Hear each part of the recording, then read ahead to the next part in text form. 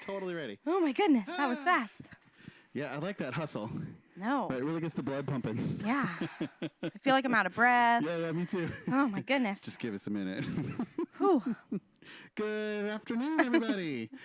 It's good to be together. It's good to imagine y'all checking this out. Some of you are with us right now or will be soon, and some of you will be checking this out months from now. How awesome is that? I know. And I think we were just talking about this maybe yesterday, how I just love it. I love how God's timing is. It's like when these things happen, you suddenly realize, oh, that was the right time. Yeah. It's not our time, right? Yeah. Like, all right, we picked 12 o'clock every Thursday, right. But purposefully. Right. But we actually get to reach people at all different times, at all different days, at God's timing when they need to hear it the most. Since you asked, I've got a story where I had this and I'll give the broad strokes. It's such a good story, but the short of it is someone, a roommate of mine, recommended a book, and then when he moved out to his next spot, he left the book behind, and I was like, yeah, whatever, I'll get to it someday, and I did maybe even a year later. It was a little while. And I was flying across country to visit family, and I was like, I'll grab that book for the plane, and I was, as we say, I was feeling a certain way. I think I was kind of in a gray spot in my life, trying to sort out what am I supposed to even do here. And I'm sitting on the plane, and I read that book, which has been staring at me. You read the whole book? Yeah, I flew from Florida to Oregon. How long's that? Long enough to read that whole book. Oh my goodness. Okay. And as I'm reading it, I'm just like, God's like on my shoulder, like talking to me the whole time, just feeling it. And it's like, it was exactly the right time. And then it gets even crazier. Like, whoever had it before, had marked the space in the book with this fortune cookie little label thing. Oh. That was another, like, God's word straight to my heart. It was like, oh my gosh, God's speaking through a fortune cookie. And then that made me think about, well, who was it that did that? And because as I'm reading this, I'm just overwhelmed by the grace of God, God's mercy, the timing of God. Yeah.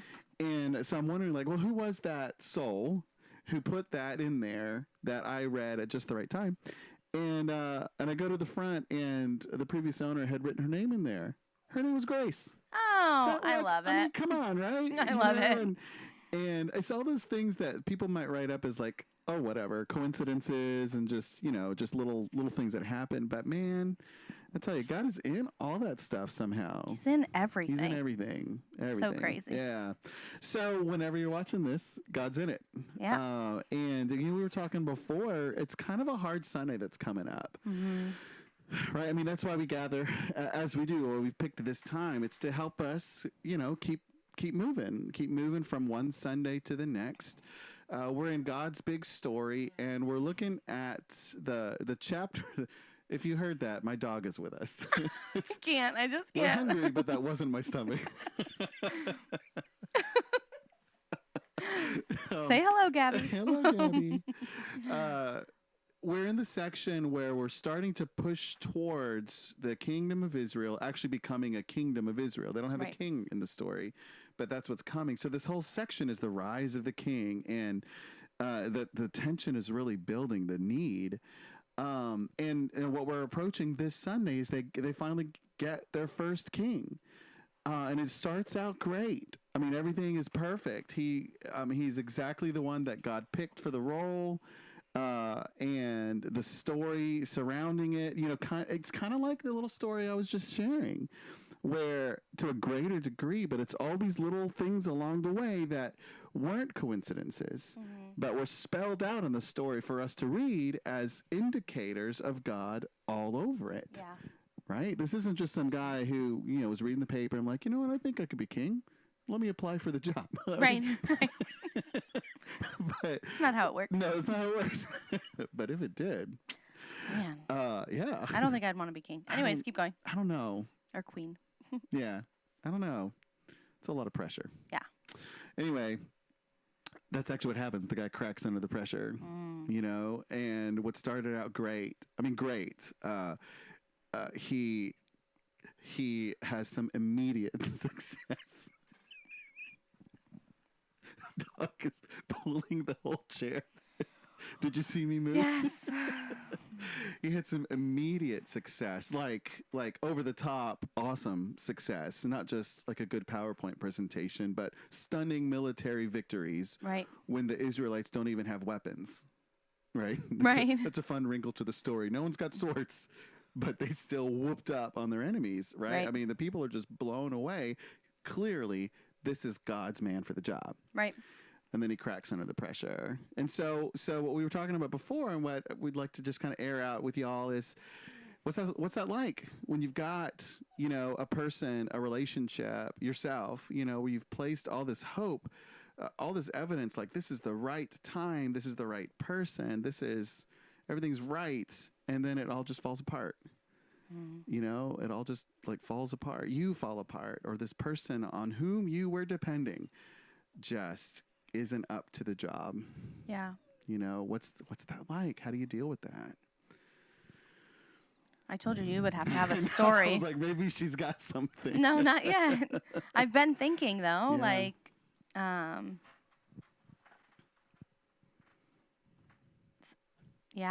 don't have a story because I think for me it's hard to put all of my eggs in one basket or whatever, like in one person. Like this person is going to do everything that I'm depending on. Like that's a struggle for me. So for me, I'm. Why is that a struggle for you? I think we all know, but it might be good to hear. Why is that a struggle for you? Because I think it's normal for a lot of us. Yeah, I'm not good at putting my whole trust into something or someone. Alicia, have you been burned before? I mean, is maybe. That what you're getting at? Maybe. I mean, we learned this lesson. Right. Like when we're little. Yeah. We learned that people can be trusted only to a certain degree. Right. Part of. And I think so for me, it's like a wall that I've put up that to not allow to get disappointed like that. Not allow myself to put so much in that I could be disappointed. I don't know. Like, doesn't that sound kind of healthy though? I don't know. Part of me says yes because I feel like we have to, right? But then part of me is like, man, how would it look if I could put my whole trust and belief into one person? Besides God, obviously. I knew you'd get there, but yeah, and I think that's part of it is, and maybe that's part of what is so challenging with the Christian life is Jesus is a person. Yeah. And even the most trustworthy person in our lives has let us down to some degree. Right. And yet we're called to place our, however you said it so well, our complete faith and trust in this one person. Right. And I think we all intend to, but to actually live that out, I think it's difficult. We learn these lessons, these walls, these protective measures. Right. Yeah. So, well, I mean, I think the way that you went about it actually was really helpful because it's not normal for us to put all our eggs in a person's basket. Right. Yeah. But I mean, I've had these seasons in my life where I really trusted on someone. And one of them was, in my ministry life, there was this really exciting change that was happening in the conference in terms of how we start new ministries. And it was one of those things where God led this person into my life. I had this conversation. These people were talking about me, which led to. It was just one of those. All this stuff happened where I'm walking across a church's gathering space. I was there for a conference. And so I'm just walking across, minding my own business, getting coffee probably, when my supervisor, we call him the district superintendent, he's like, "Hey, can I talk to you?" I'm like, "Sure." And then all this just like lands on the table in front of us, and I just felt God say this, like do this. Yeah. And it blew up in my face. It did. I remember this person that was, in charge of this it was kind of an experimental thing. And I remember sitting in that person's office and now looking with the hindsight that you get with time, I think it's a similar kind of thing. As we all walked down this road together, it became even bigger and bigger and bigger than any of us really realized. Yeah. And I remember sitting in the office with this person, and he was trying to describe for me, just we're relating as leaders together on the journey. And one of the things he said was that he's kind of like a snake in the grass. And I think he meant it as, this is just kind of how he thinks. But man, that's a sinister image. Yeah. And I'll tell you, I got bit. Yeah. I got bit. And and it led to an aftermath that impacted me personally, professionally, my family, the church where I was serving, relationships that I'd had for a long time that were kind of embedded in all this. I mean, the repercussions just kept coming. But, and I'm, to be honest, I'm probably still processing that. We talked about before, like you process a thing, you realize like, okay, I've come to a resolution. Yeah. Then you grow. Yeah. And you realize, yeah. Was I really? More to process. Right, yeah. right. Your awareness changes. But with the awareness that I have, I mean, God was still so faithful in that. There was a part of me that was blaming God because God said this. God said do this. Right. And it hurt, but that's part of the story that we're talking about Sunday is it was painful. There's a moment in there where God's kind of agent in all of this is grieving because it's all fallen apart. Yeah. And God, here it is. And what God says is it's not really about you. He says this is all about me. Right. That God just takes full responsibility for all that's happening. That's the word of grace right there, isn't it? Yeah. Huh. Who would have thought? Who would have thought? That's great. Yeah. So I wonder, right? Talking about this is kind of hard because we start to remember things, from small betrayals to huge ones. Yeah. There is a word of grace in it. And I'll tell you this, I do have this feeling of God taking responsibility, but it's not like it's all wrapped up and neat, and the case is fully closed. Like, it's not this magic, like, oh, well, I just feel so much better now. Right. Right. I wish. Yeah. Right? Yeah. We all would do. We all wish. Yeah. I love it. So how is it that God takes responsibility? How does that actually come out? I don't know. Is it by like opening other doors or putting other people in our lives to help Yes. us get through that? Yes. I don't know if that made For sense. sure. I don't know. I'm just talking off of what comes to mind. But like maybe been betrayed by somebody, and maybe you don't know it, but God really wanted this other person to be in your life to guide you or to do whatever. And so, but you weren't open to that with this other person. And I'm not really making full sentences. Sorry. Maybe like not, but thinking out loud. You're making sense. You might not be making sentences, but you're making sense. You wouldn't have seen that if I think not. I think that's part of it is, as we bring whatever is happening to God and really bring ourselves to God. God knows what's happening. God's involved in it. But as we bring ourselves, as we open ourselves, as we come to God with our questions, our grief, our regret, if this is something of our own making, Right. Our anger, with what someone has done to us, as we bring all that to God, I think our perspective changes, our ability to see with wisdom changes, Right. and because sometimes it feels like, well, this is a full stop. I mean, I don't know where to go now. This is over. This relationship is broken. This hope is dashed. This dream has died. Whatever, right? This door is shut.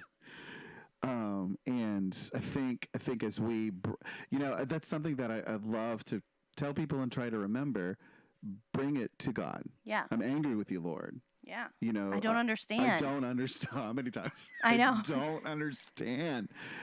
And I'll tell you, God's not a God of easy answers. No. It's not like God's like, oh, well, let me explain it all to you. Or immediate answers. Which is what we're looking for, right? Like, God, I don't understand this. I don't understand why I'm going through this, or why this had to happen, or why blah, blah, blah, whatever.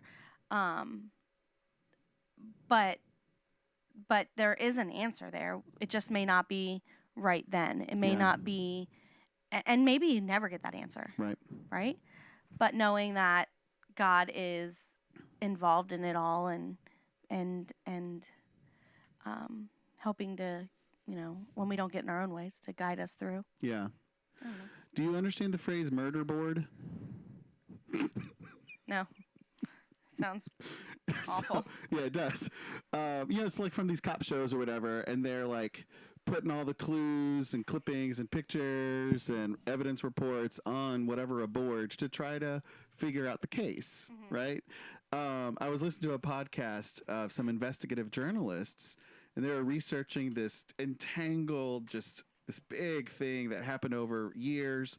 Their investigation ended up lasting years, and one of them was talking about like their murder board, where they were putting all the things, trying to find what. Like on CSI, where they have the big board and they put all the people on it. Yeah, I know what that is. Okay, right. So we do that just in general as we're trying to understand our lives. But in this podcast that I was listening to, they were saying how the kind of the answer, or one of the big pieces of the puzzle, was something that had been staring at them for the couple of years. And they kind of replayed the tapes, like rewound a little bit. And there was just this one little thing. They're like, we heard of this group in their reporting. Should we put them on the maybe? And so he says they put it on a little Post-it way off to the side so it wouldn't be in the way. Right? I was thinking about it when you said sometimes God's answer is not immediate. I think sometimes it is. Yeah, and we don't hear it. Right. Yeah, we don't hear it. We're like, whatever, and we put it on the Post-it way off to the side. Because it doesn't make sense to us, or it's not like it's not the answer we're looking for, or it's not, it doesn't seem like an answer or whatever. Or we're so sure it has to be this. Yeah. Which was part of what was happening with these journalists. Yeah. I mean, it seemed so clear it had to be this. Man, it's always bigger. It's always more. And I think that's it. As we walk this journey, we keep seeing, as we trust in Christ, place our whole trust in Him. Right. I think our perspective does change. Our capacity to see changes. Our experience of wisdom changes, where we see maybe not all the answers and explanations, but we see that God is taking responsibility. Yeah. I think that's pretty comforting. Right. So let's go ahead and wrap this up. Thank you for being with us. I'm getting a phone call on my iPad. Lesson learned. Put that thing on airplane mode. Thanks for spending this time with us. And whatever has stirred up in your hearts, I pray that God gives you the answer you need, at least for now. Yeah. To help lead you to that place of grace. Well, I hope God helps them to be open to hearing it. Yeah. Right? Guide you to be listening. Yeah. See if it'll come back. Maybe not. Oh, there it is. So thanks for being with us. Just a couple of reminders about what's going on with the church. We're on our typical worship pattern. Well, I guess today's Thursday. Tonight's leadership. So as you think of it tonight while you're having your dinner, be in prayer for the meeting there. Part of what we're talking about is some of the surveys. We got some really good results, a lot of participation in that, and we're going to be dreaming together with that, discerning, well, what is God's answer? Right. How is God taking responsibility for our walk as a church family? And then we're back here for worship on Sunday. Yeah. Yep, 9:30 and 11. And youth. Then there is no youth this week. There is no youth this week. No, we're going to do it a little different. I am not here, and we have a couple youth that are not able to come. So we put together a vote, and they want to do, so I'll send out scripture to them and the questions I was going to ask, and then we'll do it through like a discussion board kind of thing. That's cool. I love how you're adaptable with that. That's really cool. Yeah. There's so many ways to do all this stuff. Right. And then next week we've got Bible study. our last session on the Philippians Bible study. And then Friday night fireside. I'm so excited. I'm so excited. Stories of, I almost said the last one. Stories of second chances. Oh my gosh, I got some stories of second chances. Me too. I'm ready. Yeah. So if you're local, come out for that 6:30 Friday. We will see you around. Yeah. See you guys later. Take care. Bye.